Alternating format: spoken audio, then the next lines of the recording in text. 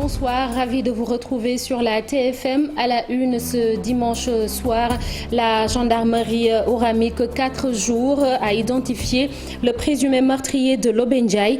L'homme est l'un des 3 suspects arrêtés depuis jeudi.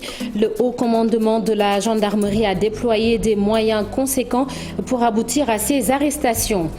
Samba Amadou Sarr, dommage collatéral de l'élection à la présidence de la Fédération sénégalaise de football.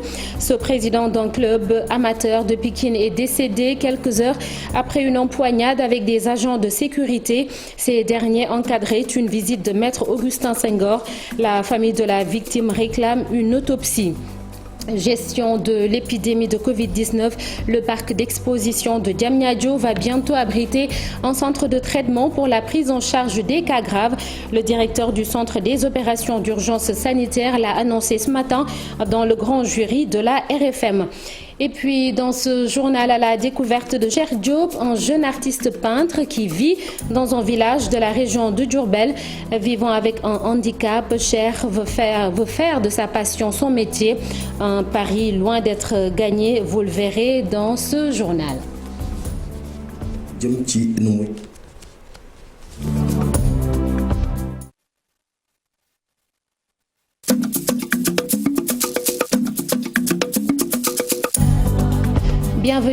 Bienvenue à tous et merci de nous suivre. Le présumé meurtrier de Lobenjaï fait partie des 3 individus arrêtés par la gendarmerie nationale.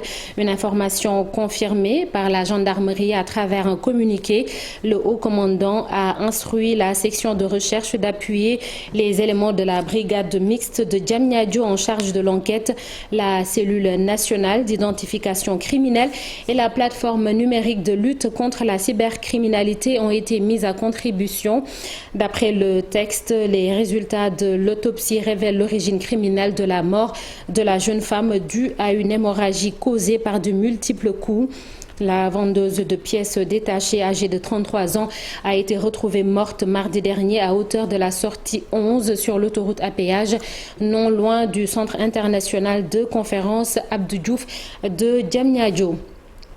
Une disparition brutale. Samba Amadou Sarr, président d'un club de football amateur de Pikine, a perdu la vie suite à une crise cardiaque chez lui. Mais un peu avant cela, il a eu une vive altercation avec des agents de sécurité du centre culturel Léopold Sédar Senghor lors de la visite de maître Augustin Senghor, président sortant de la Fédération sénégalaise de football. Des jeunes de Pikine fous de colère ont mis à sac les locaux de l'Haute-Cave dès qu'ils ont appris la triste nouvelle. La famille, elle, exige une autopsie. Le reportage d'Abib Faye. C'est suite à cette vive altercation avec les agents de sécurité du complexe Léopold Sédar Senghor où siège le DECAF de Pikine que Samba Amadou Sarr, président du district de Pikine, a piqué une crise cardiaque qui l'emporta. Et à sa grande surprise, Samba Sarr, une fois sur le lieu, a été empêché d'accéder à la salle par les services, les nervis donc de Boissy, l'actuel président de l'ODCAV de Pikine, et l'ODCAV dans sa globalité. Les nervis ont utilisé donc d'autres voies et moyens pour l'empêcher d'accéder à la salle, et c'est dans ce quiproquo-là qu'il a piqué une crise. Et c'est de cette crise qu'il a donc rendu là. Ils ne vont pas se laisser faire, disent-ils. D'emblée, nous disons que ce consensus du football en vue a tué une personne. Il a tué un grand monsieur dans ce département-là. Il a tué un grand monsieur du football sénégalais tout court. Et nous disons que cette mort ne sera pas vaine. Aujourd'hui, nous allons porter ce combat-là pour qu'avant que tout acte sportif ne se tienne au niveau du département de Pikine, que cette mort soit élucidée. Et il ne mérite pas ça. Il a beaucoup fait pour Pikine. Beaucoup. Depuis qu'il était étudiant, il prenait sa bourde pour la SH200. Très en colère, sa fille aînée a déposé une demande de non-inhumation. La famille de Samba Sarr souhaite que l'autopsie se fasse d'abord. J'y crois pas, sincèrement, au plus profond de moi. En voyant les vidéos qui circulent sur le net, je ne peux pas arriver à comprendre que le Samba que je connais est mort naturellement. Qu'est-ce qui a provoqué cette crise? C'est ce que j'aimerais que l'autopsie me prouve. Et que les responsabilités soient situées, les gens qui y sont mêlés. Je dis bien, si l'autopsie le confirme, les gens qui y sont mêlés de près ou de loin, que justice fasse son travail, qu'ils soient condamnés. Un acteur de développement s'en est allé. Samba Amadou Sarr prônait pour le consensus. Augustin Senghor, le président sortant de la Fédération sénégalaise de football, lui, a échappé au lynchage. Les jeunes de Pikine ont aussi saccagé le siège de l'ODCAV. Parlons à présent de la situation épidémiologique avec le dernier bilan établi par le ministère de la Santé. 14 décès supplémentaires, 712 nouveaux cas sur 3543 tests effectués. 76 cas graves sont pris en charge. Et le parc d'exposition de Diamniadio va abriter un centre de traitement des épidémies, un site pour gérer les cas graves. D'après le directeur du centre des opérations d'urgence sanitaire, Dr Alioune Badarali, était l'invité du grand jury de la RFM. Que nous avons, je disais tantôt qu'on a beau faire des efforts, augmenter les capacités laitières, les possibilités ne sont pas infinies. On cherche toujours à nous adapter au niveau du ministère. Vous avez vu, comme je disais tantôt, on a ouvert maintenant le hangar, on l'a ajouté pratiquement une centaine de lits. Au-delà du hangar, tout est plein? Pour l'instant, je ne crois pas, parce que l'ouverture est progressive, va être progressive, étalée sur 3 jours. Donc, mais ça a commencé. Donc, l'idée, c'est vraiment de monter en puissance au niveau du hangar dans les 3 jours à venir. Mais il faut s'attendre à ce que très rapidement, vu la demande, les patients qui sont à domicile et qui attendent d'être régulés, le SAMU national nous disait hier qu'il y avait une 60aine de personnes en instance de régulation. Il y a des personnes qui attendent dans les services d'accueil des urgences au niveau des hôpitaux et qui ont besoin d'être transférés vers un CTE. Donc je suis certain que dès que le hangar va ouvrir, mais très rapidement, ce hangar va devenir plein au rythme où vont les choses. Et c'est pourquoi il est nécessaire qu'on continue, nous, de réfléchir à d'autres alternatives.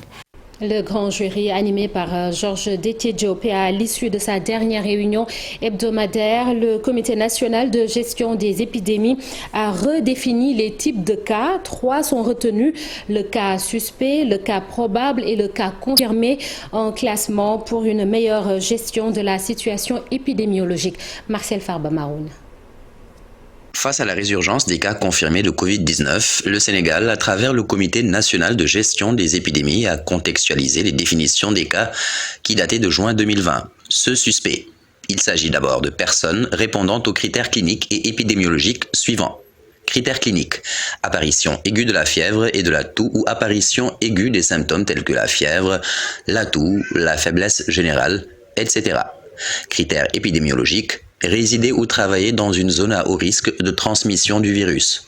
Toujours parmi les cas suspects, il existe ceux avec une maladie respiratoire aiguë sévère avec antécédent de fièvre ou fièvre mesurée d'une température supérieure ou égale à 38 degrés, ainsi qu'une toux avec apparition dans les 10 derniers jours et nécessitant une hospitalisation. Deuxième type de cas, ceux probables.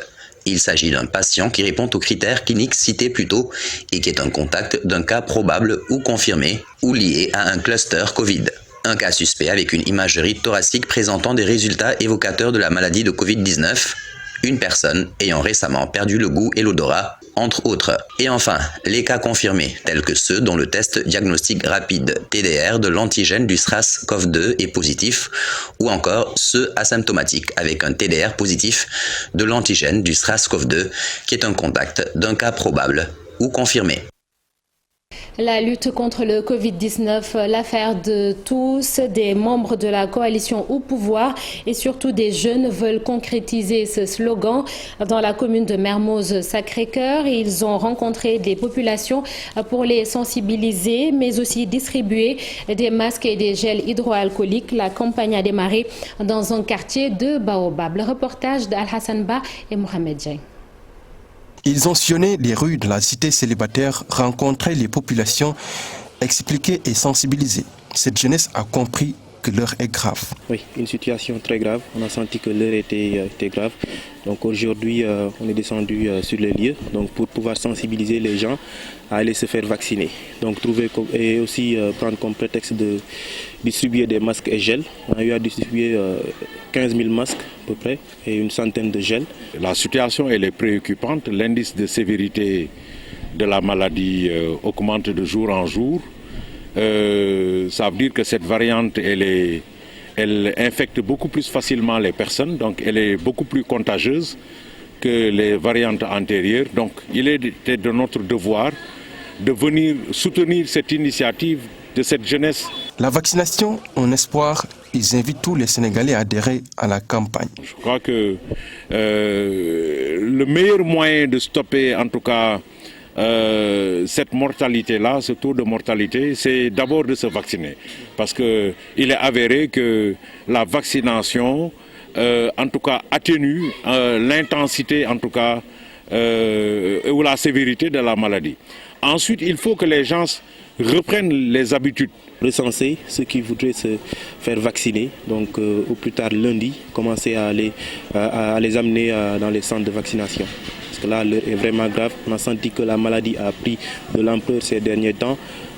Franchement, et dans notre commune particulièrement, c'est en train de faire des ravages extraordinaires. Des leaders de la coalition Benno Bokk Yakaar, comme le socialiste Alpha Baïla Gueye et la jeunesse de la coalition au pouvoir de Mermoz Sacré-Cœur, vont poursuivre leurs actions. Rencontrer les populations, échanger avec elles, distribuer des masques et prier pour que le virus corona soit terrassé très bientôt. Beaucoup de consommateurs et surtout les femmes se plaignent souvent de la raréfaction du poisson. L'UNAPAS, l'Union nationale de la pêche artisanale au Sénégal, appelle les pêcheurs à abandonner définitivement l'utilisation du filet à monofilament et les populations à mieux protéger l'océan. Et là, on pourra peut-être sauver notre Thiéboudjen national. L'UNAPAS de Yoff a initié une opération de nettoiement du littoral. Biran Beng, président des Frères de Yoff, au micro de Youssou Baro et Ibrahim Makan. Déjà, ça a été organisé à Saint-Louis. Et aujourd'hui, c'est au tour de la section de Yoff d'organiser cette journée. Ça a une importance capitale parce que, comme vous le savez, j'en veux pour preuve, regardez derrière vous, le canal qui est là, les eaux usées déversent dans l'océan.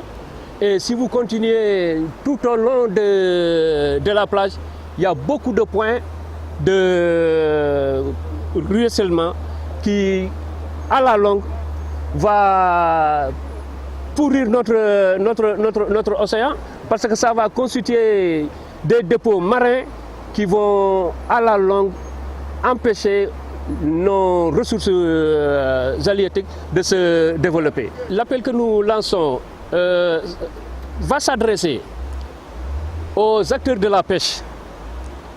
Quand je les cite, c'est dans l'utilisation de certains filets, les filets à filament et autres là, qui à la longue peuvent participer à la rarification du produit halieutique. Environnement toujours avec la célébration de la journée nationale de l'arbre à Saint-Louis avec le reboisement symbolique de l'arbre parrain, le Khaya sénégalensis à la place Faidherbe. Les autorités présentes à la cérémonie ont invité les Sénégalais à planter des arbres dans leur maison. L'adjointe au gouverneur de Saint-Louis, Fatou Matarfal, et l'inspecteur régional des eaux et forêts de Saint-Louis, lieutenant-colonel Daniel Monga, sont interrogés par Ousseynou Diop et Habib Seck.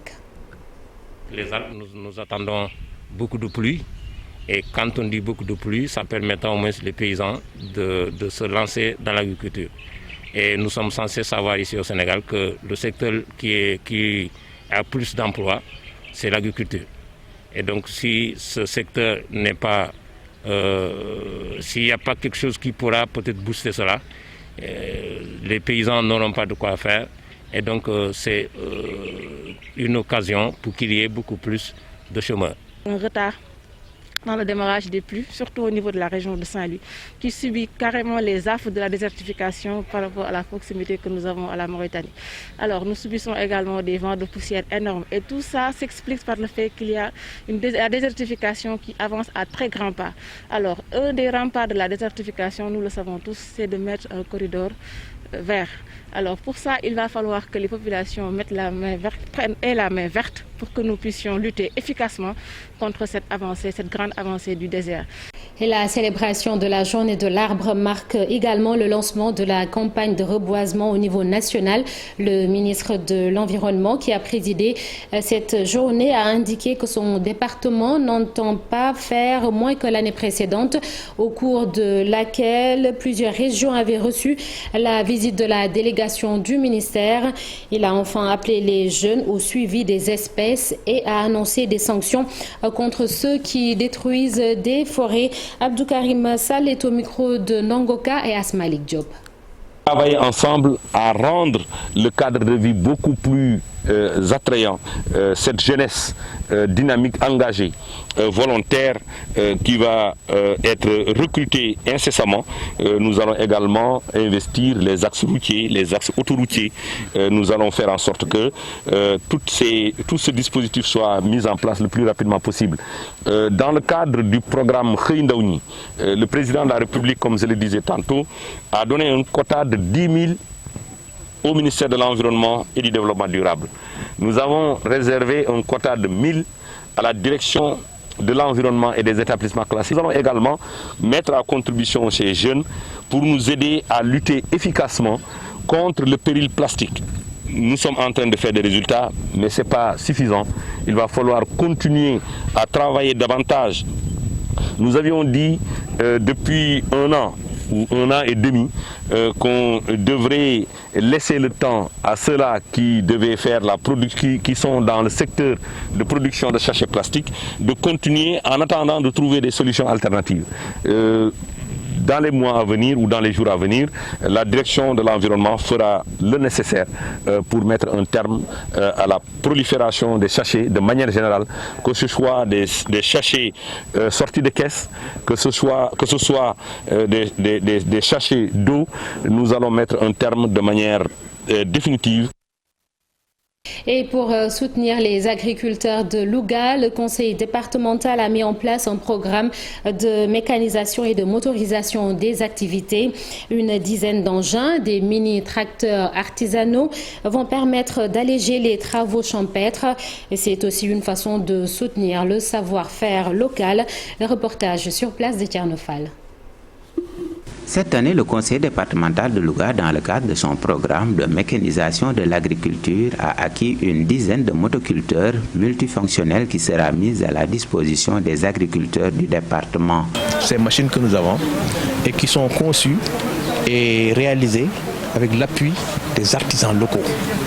Les artisans locaux, donc la technicité un peu de nos artisans locaux a permis de concevoir ces machines qui ont l'avantage, bien sûr, de permettre à l'agriculteur de se passer du cheval, de se passer éventuellement aussi des ânes et des bœufs et de pouvoir labourer, de semer d'abord son champ et de pouvoir aussi de labourer avec la même machine qui est multifonctionnelle. Donc je pense que c'est une machine qui fonctionne aussi au diesel et qui ne consomme pas beaucoup. Parce qu'avec seulement 3 litres, on peut travailler pendant toute une journée. L'acquisition de ces machines agricoles motorisées s'inscrit dans le cadre du programme d'investissement du conseil départemental qui, chaque année, dégage d'importants moyens pour accompagner le développement de l'agriculture. Au départ, on achetait des semoirs et des houes occidentales que l'on donnait aussi aux paysans. Donc je crois qu'aujourd'hui, on est à la 4e édition. On a introduit cette innovation qui concerne les machines, les semoirs motorisés, donc qui vont contribuer à l'allègement effectivement des travaux champêtres. Ces motoculteurs artisanales sont fabriqués et commercialisés par un artisan basé à Darumoussi où il tient son atelier de métallurgie. Les 143 ex-travailleurs d'Eximcor Afrique réclament leur dû, plus de 500 millions de francs CFA que l'État doit leur payer après la fermeture de la société minière en 1998. L'attente est longue selon ses agents. Mamadou Lamindia, porte-parole du jour avec Ibrahim Khan. En 1998, que l'État du Sénégal avait décidé d'arrêter les activités de l'unité industrielle d'exploitation d'or d'Eximcor Afrique, sans le paiement des droits des travailleurs que nous étions. Donc, la créance ne fait pas 2 milliards pour 143 pères de famille. l'État nous devait en privilège général un montant de 1 232 858 068 francs. Et en super privilège, un montant de 616 429 francs, équivalent à 66 mois de salaire. Et depuis, plus rien. Donc à ce jour, l'État reste nous devoir un reliquat de 535 429 034 francs sur le super privilège et 1 232 858 68 francs en privilège général. Le Sénégal hérite de nouveau de la présidence du comité des ministres de la SEGNA 17 ans après la dernière fois. C'est à l'issue de la 65e réunion ordinaire tenue à Dakar en visioconférence. Le secrétaire général du syndicat des travailleurs de l'aviation civile parle d'une victoire de la diplomatie sénégalaise.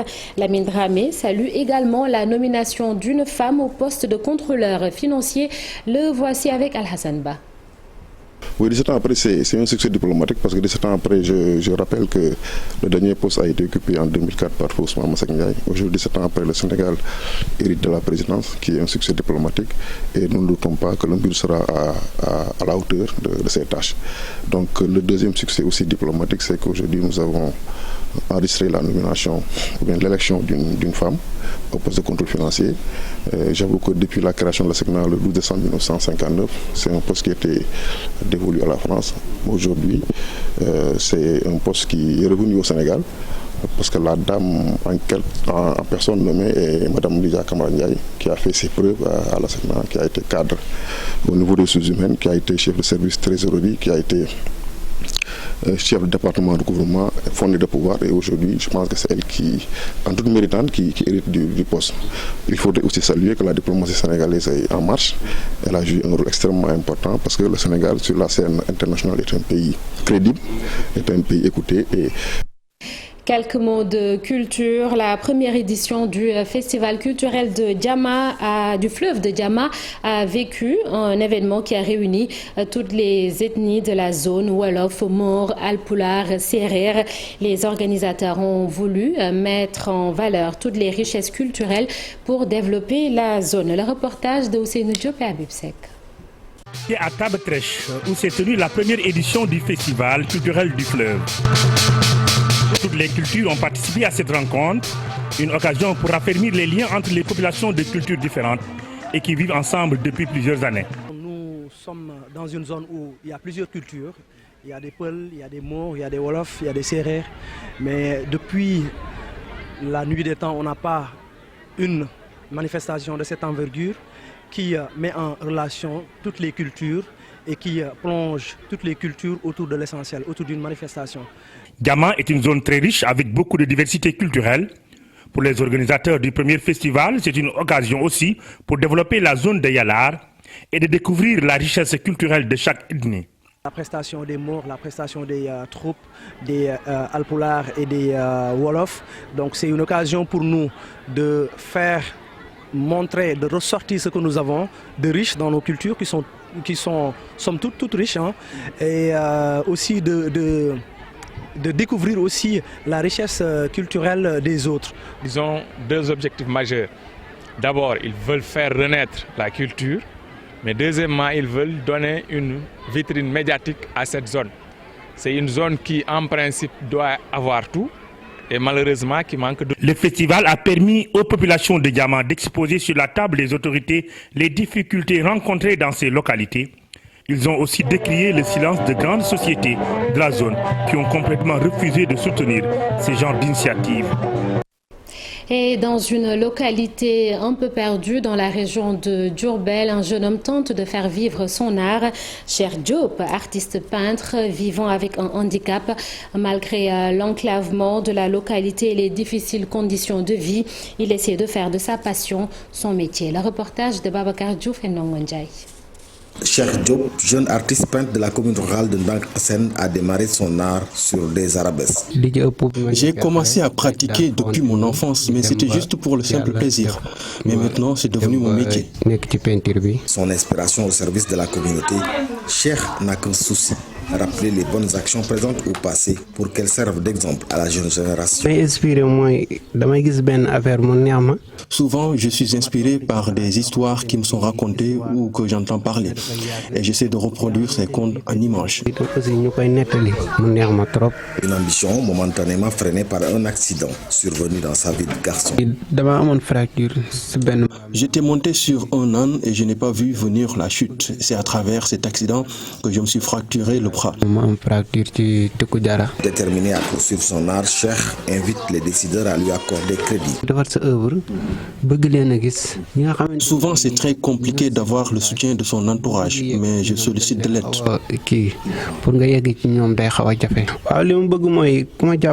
Malgré le handicap, malgré les conditions de vie précaires, Cheikh tient à son art et mérite d'être appuyé. Et on lui souhaite beaucoup de courage et d'aller loin. Et c'est la fin de ce journal. Merci d'avoir été avec nous. Prochain rendez-vous demain à 20h avec Chérif Diop. Quant à moi, j'aurai grand plaisir à vous retrouver vendredi prochain. Très bon dimanche, excellente semaine. Au revoir.